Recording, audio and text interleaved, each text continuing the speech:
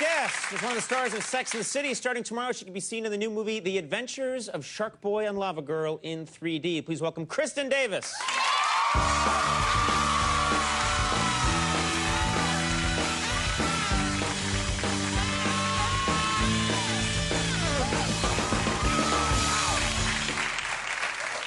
You always look fantastic tonight, though. Thank you. This dress This is a special dress in honor of your hair. Okay.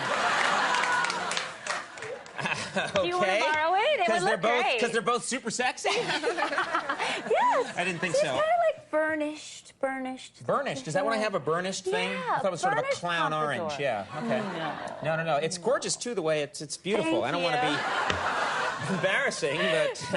Thank you. I appreciate it. Now, I like my job. Now, welcome to the show. Sweet, thank you. Thanks nice for being to here. be here. And I want to ask you something. You did a movie recently. I read this today. You were working recently on a movie, and it required you to work with a chimp. Yeah. And I'm curious about this because I have a strong opinion about chimps. I've worked in comedy sketches with chimps before. I think they're creeps. I really do. I think, yeah. This is what I think about chimps. I was in Shaggy Dog, where we had dogs and cats, chimps, snakes, rats, bunnies. Right.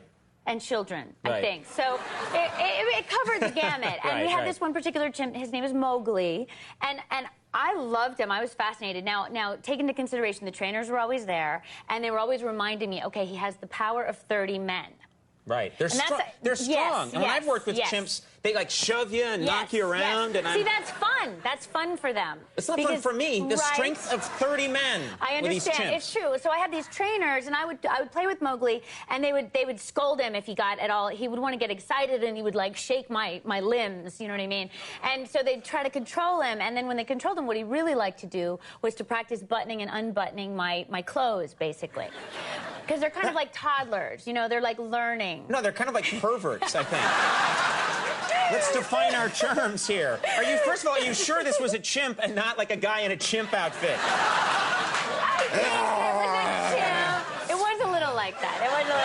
But we were on the steps of City Hall in LA, and we were there for like a week. Right. And all the paparazzi were over there, but you kind of forget about him after a while. So Mowgli has unbuttoned my shirt and is actually like just kind of examining, and that's the picture that, of course, was in the magazine. Yeah, I saw there was actually a tabloid photo of a chimp looking in your open shirt. Yes, and then it said that I was blew my obsessed. mind. Did it? I know, it was a little freaky. My mom didn't like that either.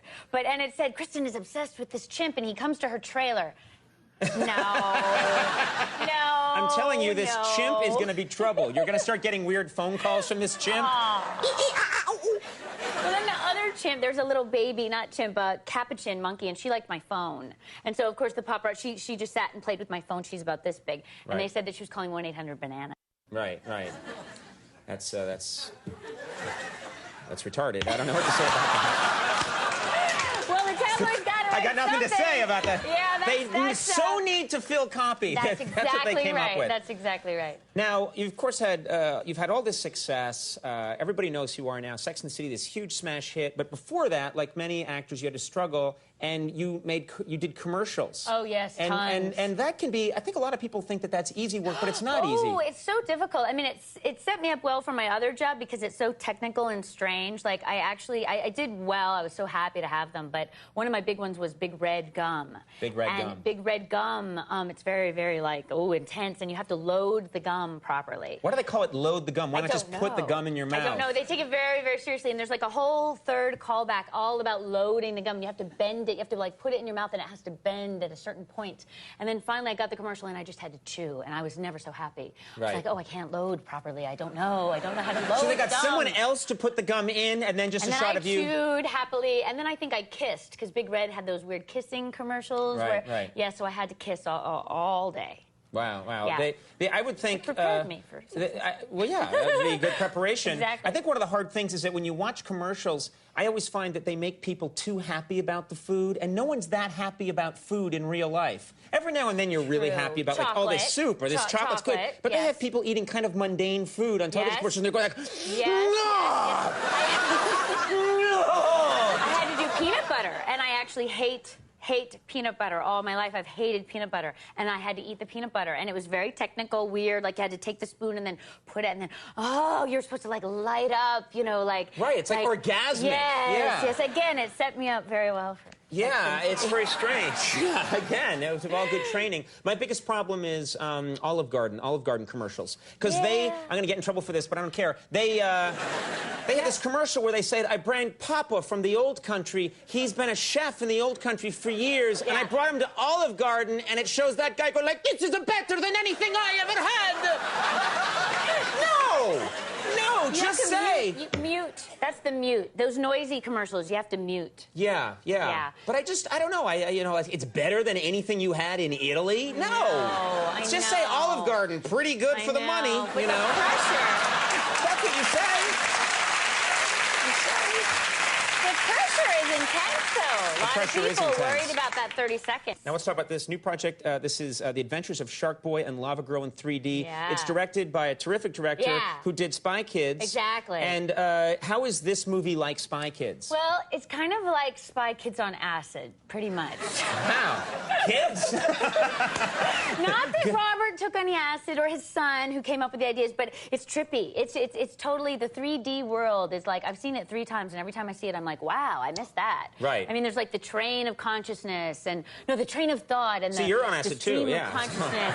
Absolutely. I mean, once or maybe you just see some really good peanut butter that you just had. Maybe I'm hallucinating, exactly. But it's pretty fun. I think the late night crowd might like it as well. Yeah, it's very strange looking. Yeah, certainly. and you get the glasses, you know. It's the 3D. It's 3D. This show is going to be in cool. 3D soon. Your hair would look really good in 3D. It's going to kill people when we're in 3D. It's going to come through the set and gouge your eyes out. The Adventures of Shark Boy and Lava Girl in 3D opens tomorrow. Kristin, I always have a lot of fun. Thank you for being here. Great to have you on the screen. Kristin Davis will be right back. Len Berman, stick around.